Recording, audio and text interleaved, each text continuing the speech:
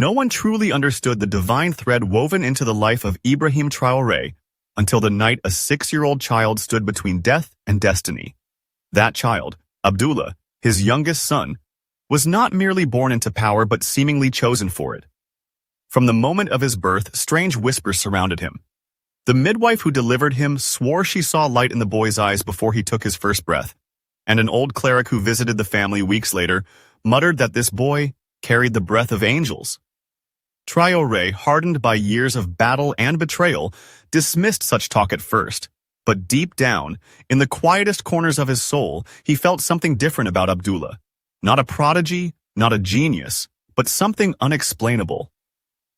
As Burkina Faso shook under the weight of political unrest, as foreign hands tightened their grip and the shadows grew longer around the presidential residence, Ibrahim Traoré doubled down not just on defense, but on preparing his family. While most rulers shielded their children from the ugliness of war, he did the opposite. He taught them to feel the edge of danger, to understand silence as a language, and to listen for the sounds that never made it into reports. And Abdul, he absorbed it like a divine vessel designed for one purpose, to act when all others failed. The day came like a whisper, coded messages intercepted, lights flickering without cause, security feeds scrambling for no reason. Traoré knew. The strike was coming. But what even he didn't know was that the savior would not come from his trusted guards, nor from the military battalion stationed outside. It would come from a boy no taller than his rifle, crouched in the ceiling, a pistol in his trembling hands, eyes burning with ancestral fire. When the shot rang out that night, the shot that changed everything, no one could believe it came from above. The enemy fell, stunned, confused, broken. In that moment, as blood pooled and smoke rose, Traoré looked up, and through a sliver in the ceiling saw the only reason he still drew breath. A child, his son, his miracle. The world would never forget what happened that night, but what they still don't understand, even now, is that this boy wasn't simply trained. He was sent, not by power, not by politics, but by something greater. And from that moment onward, everything changed. Ibrahim Traoré no longer saw his son as a child, but as a prophecy fulfilled. The whispers of fate that once surrounded the boy now became loud echoes in the halls of the presidency, and even the most skeptical generals, the most hardened ministers, began to lower their heads in respect when the boy passed. They no longer addressed him as the president's son, but as the lion cub, a name whispered with awe. No one knew the full story of that night except those who survived it, and even they struggled to believe it. Abdul had seen the assassins before they struck. He had moved silently, found the weapon hidden beneath the ventilation shaft, and had aimed with precision no adult could have mustered under such pressure. Some say it was training. Others say it was divine possession. But one thing is clear. No one who looked into the boy's eyes afterward could call him ordinary. There was something there, ancient and knowing, like he had seen death and told it to wait. Ibrahim, once a man forged by bullets and betrayals, now found himself kneeling at night, not in fear, but in gratitude, for his son, for that moment, and for the force that had spared him through the smallest of hands. And yet, even in the silence that followed victory, there was unease. Because men in power fear nothing more than what they cannot control, and a 6-year-old child who had defied death was not something they could measure or manipulate. Rumors began to circulate beyond the palace walls. Foreign operatives called him the ghost. Religious scholars demanded to see him, and even leaders of rival factions sent quiet envoys asking one question: who is this child? Some claimed he was a reincarnation. Others believed he was touched by God. Ibrahim Traoré gave no answers. He simply said, "That is my son, and he is alive because he listened when others ignored the silence." But deep within, even Traoré knew he had witnessed something more than survival. He had seen a miracle, a divine interruption. And while the nation rebuilt, while the enemies retreated, while the cameras and journalists spun tales of political resilience, the real story, the only story, was this. A child, only 6 years old, had stopped a bullet not with armor or shields, but with courage and clarity beyond his age. And in doing so, he didn't just save a father. He saved a nation. He became its hidden heartbeat, its silent guardian. The secret of Ibrahim Traoré's 6-year-old son is not merely that he was brave, it's that he was born for that exact moment in time, as if heaven itself had sent him, not to live a childhood, but to rewrite the fate of a country before he even knew how to spell its name. The sun had barely risen over the smoldering remains of the presidential compound.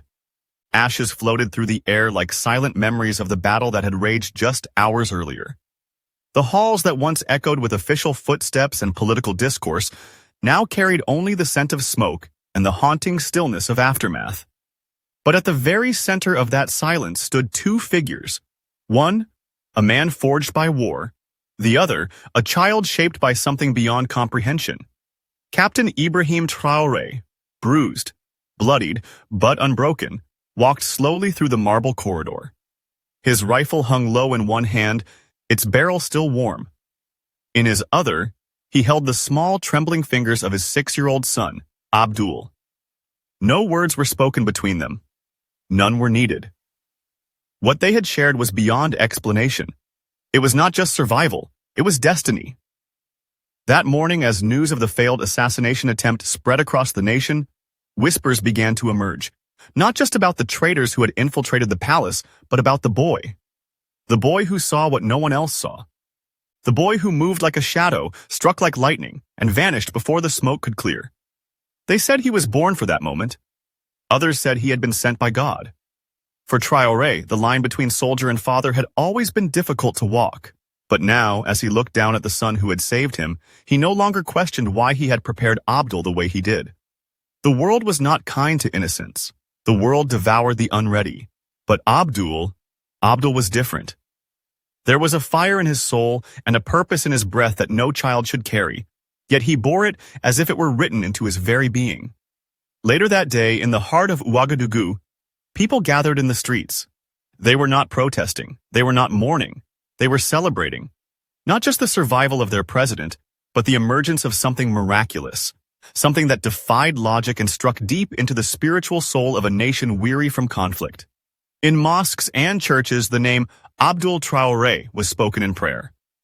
Elders said they had seen it in dreams. A child would rise from the ashes of chaos and protect the one destined to lead. That child had come, and he bore the eyes of a lion. In the courtyard of the presidential residence, Traoré stood before the press. His face, stern yet softened by pride, held no political mask. Cameras flashed, microphones jutted forward, and silence fell as he raised a single hand. "You all know what happened last night," he began, voice steady. "But what you don't know is how I'm standing here, alive." He turned slightly and gestured behind him. From the shadows stepped Abdul, small, solemn, and silent. He stood with his back straight, his eyes scanning the crowd not with fear, but with a soldier's awareness. The journalists gasped. Some even stepped back. They had expected a child. What they saw was a symbol. "This boy," Traoré continued, "is my son. But more than that, he is proof that God still walks among us." He knelt beside Abdul, placed a hand on his shoulder. "He saved my life, not by chance, not by luck, but by purpose.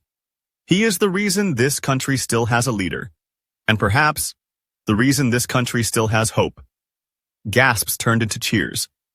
The people roared his name, not just Traoré's, but Abdul's. It echoed off the stone walls, carried through the capital, and spread across every screen and speaker in the nation. Somewhere in the crowd, an old woman wept. "That boy," she said, "is not just a child, he is a child sent by God." And in that moment, under the blazing African sun, as the nation watched and the world held its breath, the legend of Abdul Traoré was born. Not just in headlines, but in hearts. Shall I continue from here with what happens next as the legend spreads beyond Burkina Faso? And so, as the sun set over Ouagadougou, casting golden rays across the recovering capital, a new name had been etched into the soul of Burkina Faso. Not just the name of a president who had defied death, but of a 6-year-old boy who had held the fate of a nation in his tiny, unwavering hands. They called him a miracle. They called him a lion. But to Captain Ibrahim Traoré, he would always be one thing before all others, his son. A son born not into privilege, but into purpose. A child trained not for glory, but for survival. And now, standing between the ruins of betrayal and the dawn of rebirth, Abdul had become more than a guardian of his father. He had become the pulse of an entire people. Across Africa, across the world, his story traveled like fire through dry grass, igniting hope in the hearts of those who had long forgotten what it meant to believe in something pure. And though he returned to the shadows of the palace, hidden from fame, his legacy had already begun to grow, quiet, powerful, and unstoppable. For in the heart of every man, woman, and child who heard his name, a single truth now lived. Even the smallest among us can carry the weight of destiny. And sometimes, God sends a child.